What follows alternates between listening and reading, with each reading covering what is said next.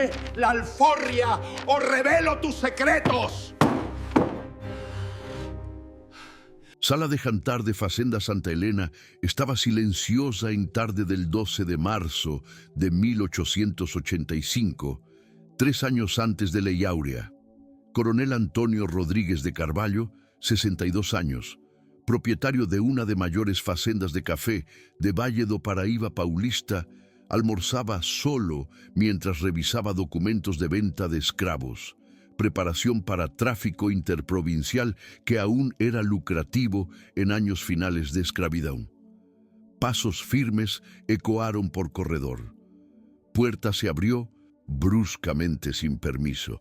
Joaquim, esclavo de 47 años que servía como administrador informal durante 23 años, hombre que conocía cada secreto, cada transacción ilegal, cada documento falsificado que Coronel escondía, entró con expresión que Coronel nunca viera, determinación absoluta sin vestigio de sumisión.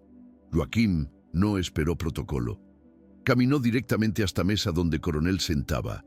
Posicionóse a 2 metros de distancia, cerca suficiente para intimidar pero lejos, suficiente para evitar reacción violenta inmediata, y dijo con voz firme que cortó silencio como lámina: «Dame la alforria o revelo tus secretos».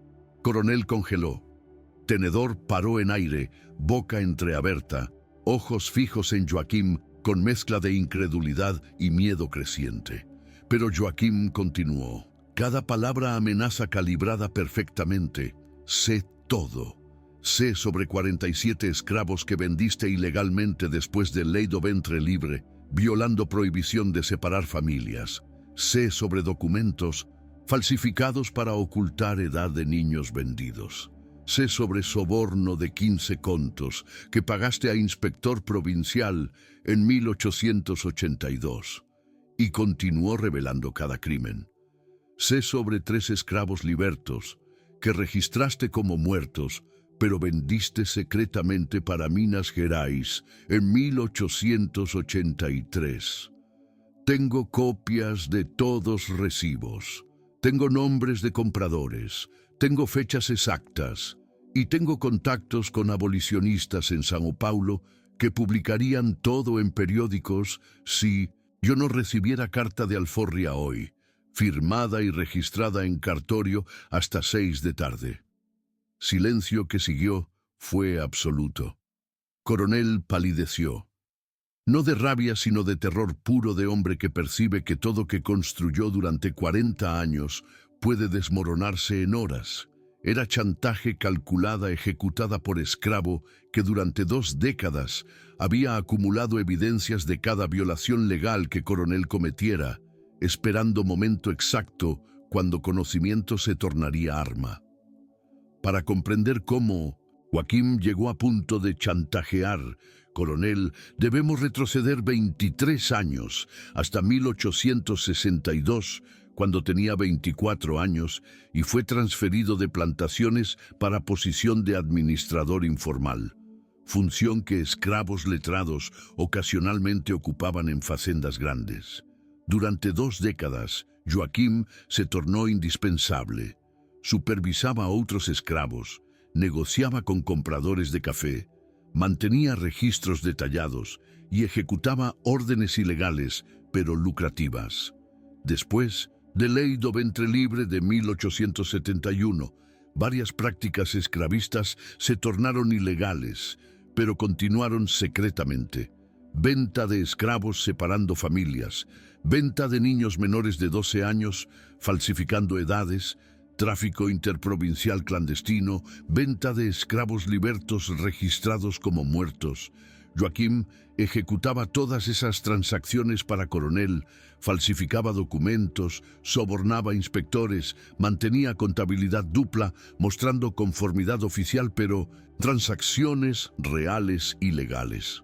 Durante 20 años obedeció órdenes silenciosamente, pero guardó copias secretas de cada documento comprometedor, no por plan premeditado de chantaje, sino por instinto de supervivencia. Conocimiento era único poder que esclavizado podía acumular. En febrero de 1885, Coronel decidió vender 80 esclavos, incluyendo esposa y 3 hijos de Joaquim. Cuando Joaquim pidió misericordia, Coronel recusó. «Necesito dinero. Ustedes son mi propiedad». Si comprendes cómo esclavo alfabetizado que conocía secretos de señor transformó conocimiento en arma de chantaje para conseguir alforria, si presencias cómo resistencia podía ser estratégica usando evidencias documentales en lugar de violencia física, suscríbete ahora y activa campanita. Caso de Joaquim demuestra forma de resistencia raramente discutida, chantaje calculada, usando conocimiento acumulado durante décadas. Tu suscripción garantiza que historias de resistencia inteligente sean preservadas. Comenta desde dónde nos ves. Recusa del coronel de no vender familia de Joaquim transformó obediencia de 23 años en resistencia calculada. Durante 2 semanas, entre final de febrero y inicio de marzo de 1885, Joaquim preparó chantaje meticulosamente. Recuperó copias de documentos comprometedores guardados secretamente durante años. Organizó evidencias cronológicamente mostrando patrón de violaciones legales. Estableció contacto con 1900 abolicionistas en Sao Paulo a través de red clandestina de esclavos alfabetizados que intercambiaban cartas, y preparó ultimato que daría a Coronel elección imposible entre alforria o exposición pública devastadora. Joaquim no era abolicionista ideológico luchando por libertad colectiva, sino era padre enfrentando separación forzada de esposa Rosa de 39 años y 3 hijos de 14, 11 y 8 años que nunca más vería si venta se concretara. Pero ventaja extraordinaria era conocimiento acumulado. Sabía exactamente cuáles crímenes Coronel cometiera, tenía pruebas documentales detalladas y comprendía que exposición pública destruiría Coronel más efectivamente que violencia física, que resultaría apenas en muerte de él sin salvar familia. Motivación para chantaje en lugar de revuelta violenta nació de cálculo estratégico preciso. Violencia resultaría en muerte de él, ejecutada por capataces y venta de familia de cualquier forma sin conseguir liberación. Pero chantaje, amenaza de exponer crímenes que causarían proceso criminal, multas masivas de decenas de contos, prisión potencial bajo leyes provinciales que comenzaban a punir violaciones de ley do ventre libre, y principalmente destrucción de reputación ante élite cafeeira, daba alavancaje negocial que podría forzar Coronel a ceder. Después de Joaquim presentar ultimato en sala de jantar, Coronel intentó varias estrategias de respuesta durante horas tensas que siguieron. Primera tentativa fue intimidación física. Llamó capataces para prender Joaquim y azotarlo hasta revelar dónde escondiera documentos originales. Pero Joaquim respondió calmamente: «Copias ya están con abolicionistas en Sao Paulo. Si no vuelvo hasta mañana, ellos publican todo. Pueden matarme, pero no pueden detener exposición que arruinará reputación construida durante 40 años». Segunda tentativa fue negociación parcial. Coronel ofreció no vender familia de Joaquim, pero recusó alforria. Joaquim recusó contraoferta. «No es suficiente. Hoy eres dueño generoso, pero mañana cuando necesites dinero, nuevamente venderás a mi familia como vendes todos otros. Solo alforria registrada oficialmente en cartorio garantiza seguridad permanente que promesa verbal nunca proporcionará, porque promesas de señores a esclavos no tienen valor legal y son revocables arbitrariamente». Tercera tentativa fue soborno directo.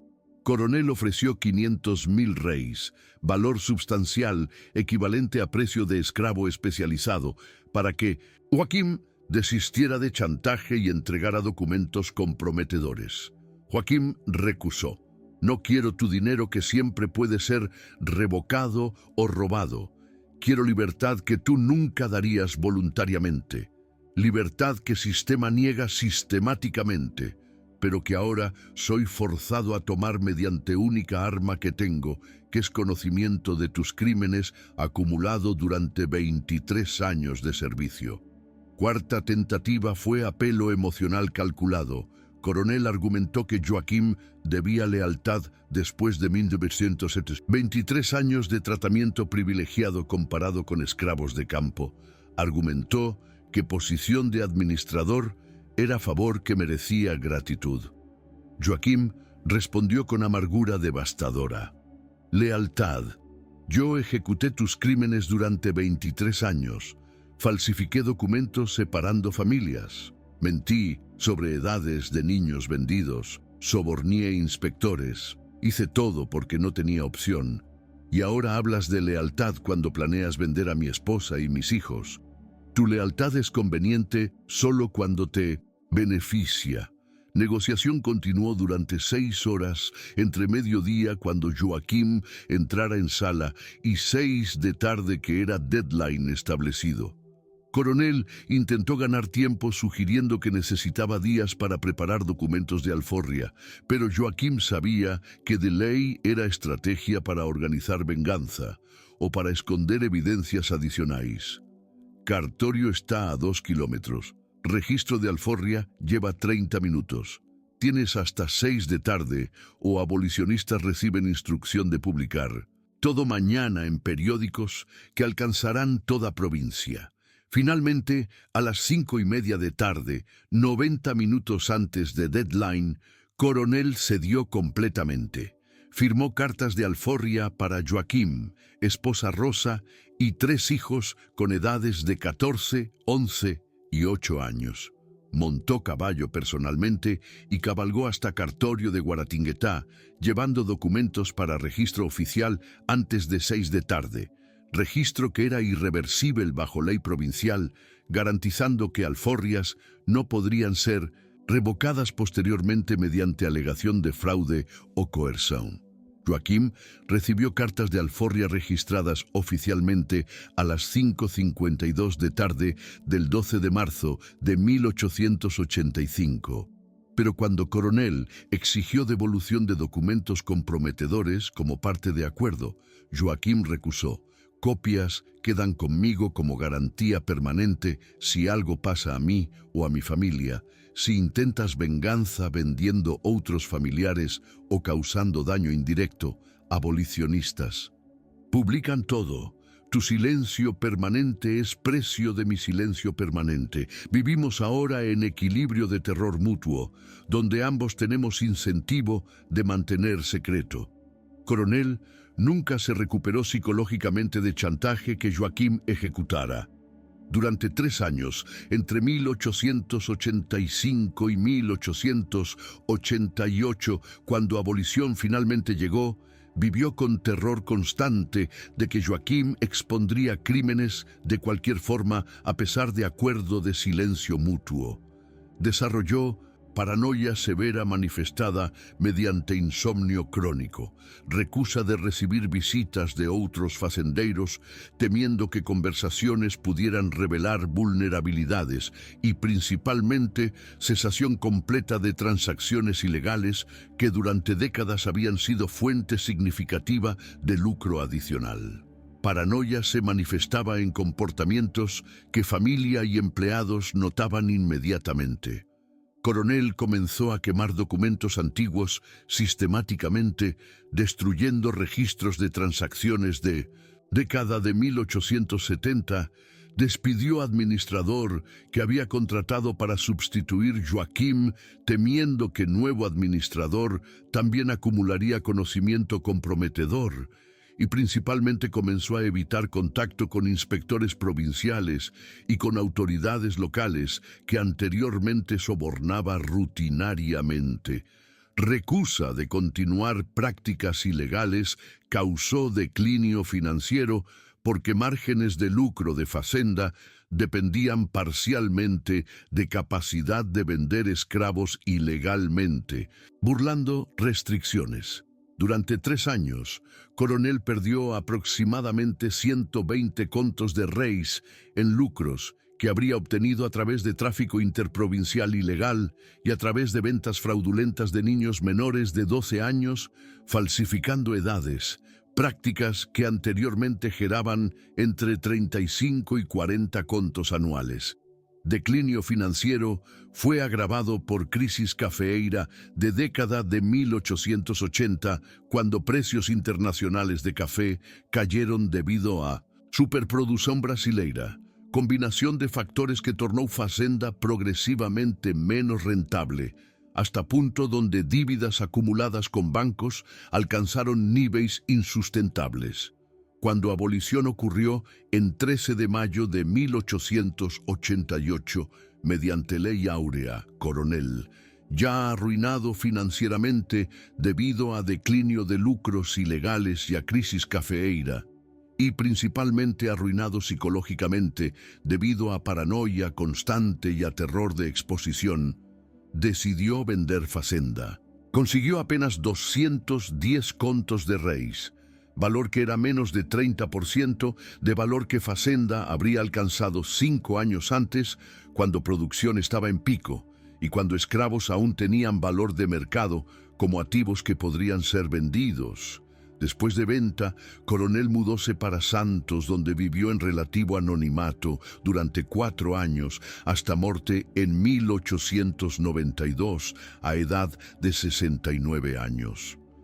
Causa de muerte fue registrada como apoplejía, pero testimonios de familiares sugerían que declinio físico fue acelerado por depresión severa y por consumo excesivo de alcohol que Coronel usaba para tratar insomnio y paranoia que nunca cesaron durante años finales de vida. Joaquim y familia, inmediatamente después de recibir alforrias registradas, mudáronse para São Paulo, donde red de abolicionistas que Joaquín contactara durante preparación de chantaje proporcionó asistencia inicial, incluyendo alojamiento temporario y conexiones para empleo. Joaquín, aprovechando habilidades de contabilidad y administración que desarrollara durante 23 años, gerenciando Fazenda, consiguió posición como contador en firma comercial que operaba importación de maquinaria agrícola, trabajo que pagaba salario mensual de 80.000 reis, que era suficiente para sustentar familia modestamente.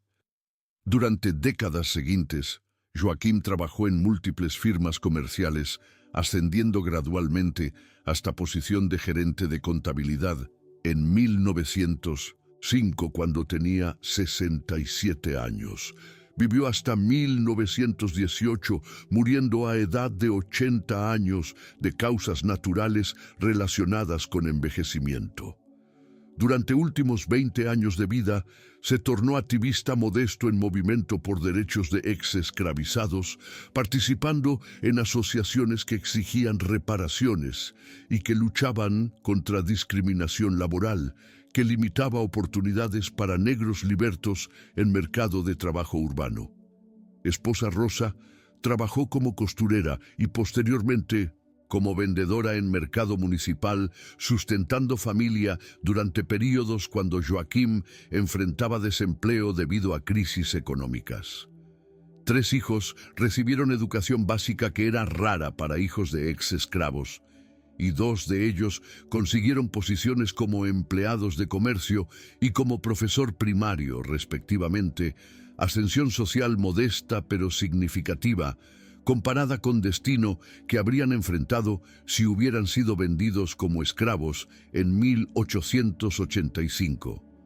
En 1895, 10 años después de chantaje, Joaquín finalmente entregó documentos comprometedores sobre crímenes del coronel a abogado abolicionista que era amigo personal, con instrucción de donar documentos a Archivo Histórico de Provincia, pero con condición de que no fueran publicados o exhibidos públicamente hasta 1920, 35 años después de eventos, cuando principales envolvidos, incluyendo Coronel y familia de él, estarían muertos, garantizando que Exposición no causaría daño a descendientes inocentes.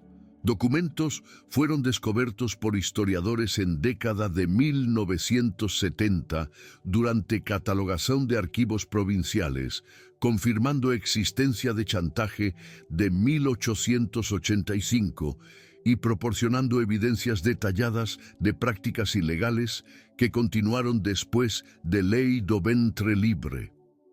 Caso se tornó objeto de estudio académico en década de 1990, cuando historiadores comenzaron a analizar formas de resistencia esclava que no involucraban violencia física, sino estrategias intelectuales y legales. Caso de Joaquim no fue único en década de 1880, cuando esclavitud entraba en fase final. Pesquisas históricas recientes documentan al menos 15 casos similares, donde esclavos alfabetizados que trabajaban como administradores, feitores o capataces usaron conocimiento de crímenes de señores para negociar alforrias mediante chantaje calculada. Casos fueron descubiertos a través de cartas preservadas en archivos familiares, testimonios orales, registrados por abolicionistas y principalmente a través de documentos judiciales donde señores ocasionalmente procesaban esclavos por extorsión, aunque procesos raramente prosperaban, porque revelar crímenes en tribunal era exactamente lo que señores querían evitar. Estrategia de chantaje era particularmente efectiva en años finales de esclavitud entre 1880 y 1888, porque presión abolicionista creciente tornaba exposición de crímenes esclavistas más peligrosa para señores que enfrentaban riesgo real de procesos criminales bajo leyes provinciales que comenzaban a punir violaciones de Ley do Ventre Libre. Adicionalmente, redes clandestinas de abolicionistas en centros urbanos como São Paulo y Río de Janeiro ofrecían canales efectivos para divulgación de escándalos a través de periódicos que alcanzaban audiencias nacionales e internacionales, amplificando daño reputacional. Esclavos alfabetizados eran minoría pequeña, estimados en aproximadamente 5% de población esclavizada total en década de 1880 según censos provinciales.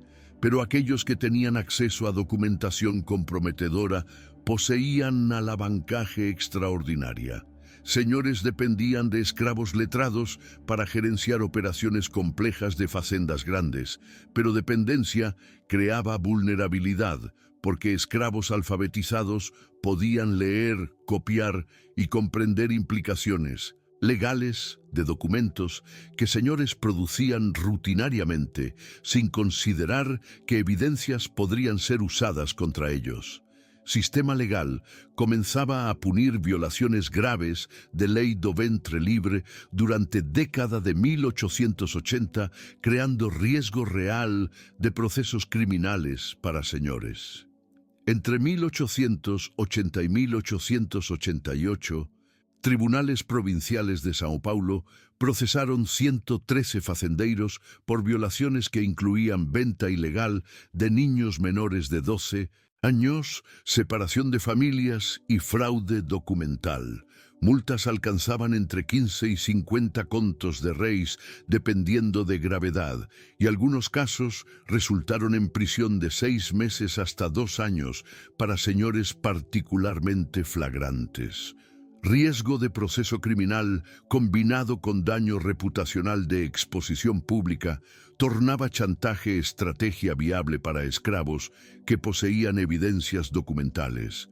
Joaquim comprendió que amenaza de exposición era más poderosa que ejecución de exposición, porque exposición inmediata resultaría en venganza del coronel sin garantizar alforria, mientras que amenaza creaba incentivo para negociación donde coronel podría evitar ruina mediante concesión de alforrias que de otro modo nunca habría otorgado voluntariamente.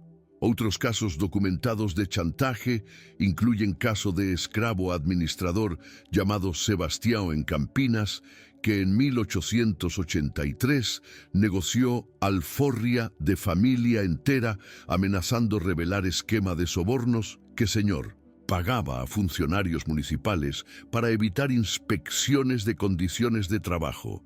Caso de esclava mucama, llamada Benedita en Valle do Paraíba, que en 1886 consiguió alforria, amenazando revelar que señor mantenía contabilidad fraudulenta, ocultando renda para evadir impuestos provinciales. Y caso de esclavo feitor llamado Miguel, en interior de Minas Gerais, que en 1887 negoció alforrias para 20 esclavos, amenazando exponer red de tráfico interprovincial ilegal.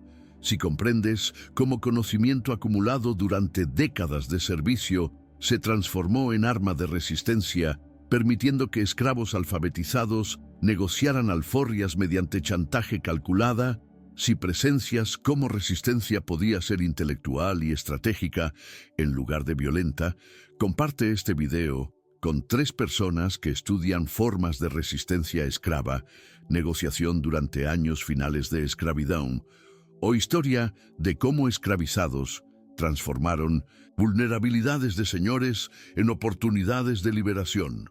Publica en grupos donde se discute si chantaje fue forma legítima de resistencia o fue crimen que merece condena independientemente de contexto. Comenta reflexiones sobre ética de usar conocimiento de crímenes para negociar libertad. Casos de chantaje demuestran que resistencia esclava era diversa, incluyendo no solo revoltas violentas y fugas para quilombos que historiografía tradicional enfatiza, sino también estrategias intelectuales que aprovechaban conocimiento privilegiado que esclavos alfabetizados acumulaban. Historiador estadounidense James Scott, en obra Weapons of the Weak, argumenta que resistencia cotidiana frecuentemente toma formas sutiles que evitan confrontación directa, pero que erosionan poder de opresores gradualmente, concepto que caso de Joaquim ejemplifica porque chantaje evitó violencia física, pero consiguió resultado que revuelta difícilmente habría alcanzado. Legado de caso de Joaquim permanece relevante para debates contemporáneos sobre formas de resistencia en contextos de opresión extrema, donde confrontación directa resulta en destrucción de quien resiste. Caso demuestra que conocimiento puede ser arma más poderosa que violencia cuando quien posee conocimiento comprende vulnerabilidades de opresor y cuando contexto político crea incentivos para que opresor negocie en lugar de reprimir brutalmente. Durante década de 1880, presión abolicionista y riesgo de procesos criminales crearon contexto donde señores tenían incentivo real de evitar exposición mediante negociación. Caso también demuestra límites de resistencia individual, porque aunque Joaquim consiguió alforria para familia, estrategia solo funcionó para él debido a posición privilegiada como administrador, con acceso a documentación comprometedora. Mayoría de esclavos que no tenían alfabetización o que no trabajaban en posiciones donde acumulaban conocimiento sensible no podían replicar estrategia, limitación, que significa que chantaje fue forma de resistencia disponible solo para minoría privilegiada dentro de población esclavizada. Impacto de casos de chantaje en movimiento abolicionista fue significativo porque demostraron para abolicionistas urbanos que esclavos no eran víctimas pasivas, sino eran agentes activos que aprovechaban oportunidades creadas por presión política que abolicionistas ejercían. Algunos abolicionistas como André Rebouças y Luis Gama celebraron casos de chantaje como ejemplos de inteligencia estratégica de esclavizados, mientras otros abolicionistas más conservadores como Joaquín Nabuco expresaron ambivalencia argumentando que chantaje era estrategia de supervivencia comprensible, pero que idealmente libertación debería ocurrir a través de reforma legal, en lugar de mediante coerción individual. Documentos que Joaquín guardó durante 30 años después de chantaje hasta donación a Archivo Histórico en 1895 incluyen 73 recibos de ventas ilegales de esclavos separando familias, 42 cartas entre coronel y traficantes discutiendo esquemas para falsificar edades de niños, y principalmente libro de contabilidad dupla mostrando transacciones oficiales versus transacciones reales, demostrando escala de violaciones legales. Documentos fueron digitalizados en 1990 y están disponibles en Archivo Público de Estado de São Paulo, proporcionando evidencias primarias para investigadores. Análisis de documentos revela que entre 1871, cuando Ley do Ventre Libre fue promulgada, y 1885, cuando chantaje ocurrió, Coronel violó ley en 112 ocasiones, separando familias mediante ventas, vendió 38 niños menores de 12 años, falsificando edades, registrándolos como mayores de 14, y pagó sobornos totalizando 47 contos de reis a inspectores provinciales para evitar investigaciones. Escala de violaciones demuestra que prácticas ilegales no eran excepcionales, sino eran rutinarias para fazendeiros que buscaban maximizar lucros durante transición de esclavitud para trabajo libre. Caso de Joaquim fue citado por historiadores como Sidney Chalhoub, Robert Lenz y G.B. Matos en obras sobre resistencia esclava y sobre funcionamiento de esclavitud en décadas finales, tornándose uno de ejemplos más estudiados de resistencia no violenta que aprovechó conocimiento acumulado. Chalhoub, en obra Visões da Liberdade, argumenta que casos como de Joaquim demuestran que esclavos comprendían sistema legal suficientemente bien para manipularlo cuando oportunidades surgían, refutando narrativas paternalistas que retrataban esclavizados como incapaces de agencia estratégica. Debate académico continúa sobre si chantaje debe ser considerada forma de resistencia política o simplemente estrategia de supervivencia individual.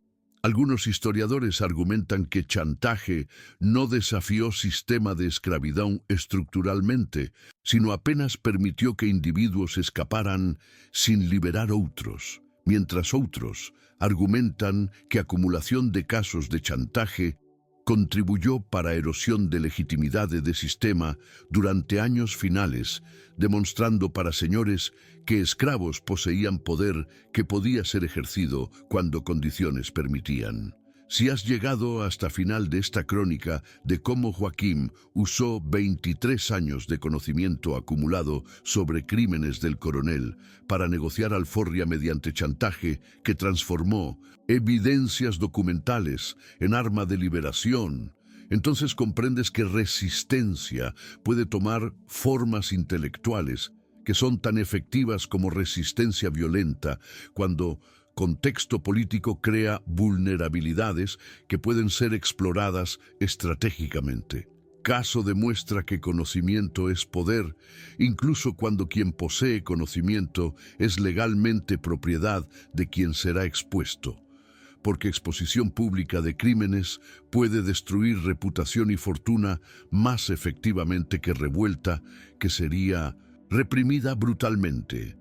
Tu suscripción a este canal garantiza que el nombre de Joaquim permanezca preservado como testimonio de que resistencia durante esclavitud fue diversa, incluyendo estrategias que aprovechaban inteligencia y conocimiento en lugar de depender exclusivamente de violencia física.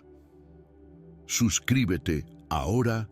Deja tu like para algoritmo que necesita saber que historias de resistencia intelectual merecen ser contadas junto con historias de revoltas armadas. Y comenta reflexiones sobre pregunta: ¿qué caso fuerza? ¿Puede chantaje ser forma legítima de resistencia cuando es única estrategia viable para conseguir libertad en contexto donde el sistema legal niega protección completa? Debate sobre ética de resistencia mediante chantaje necesita ocurrir reconociendo que opciones de esclavizados eran limitadas por opresión estructural que hacía negociación mediante amenaza de exposición frecuentemente única alternativa disponible para aquellos que poseían conocimiento privilegiado. Gracias por acompañarnos en jornada a través de uno de casos más fascinantes de resistencia estratégica durante esclavitud brasileña. Nos vemos en próximo episodio donde continuaremos revelando historias que exponen formas diversas de resistencia que narrativas simplificadas prefieren ignorar.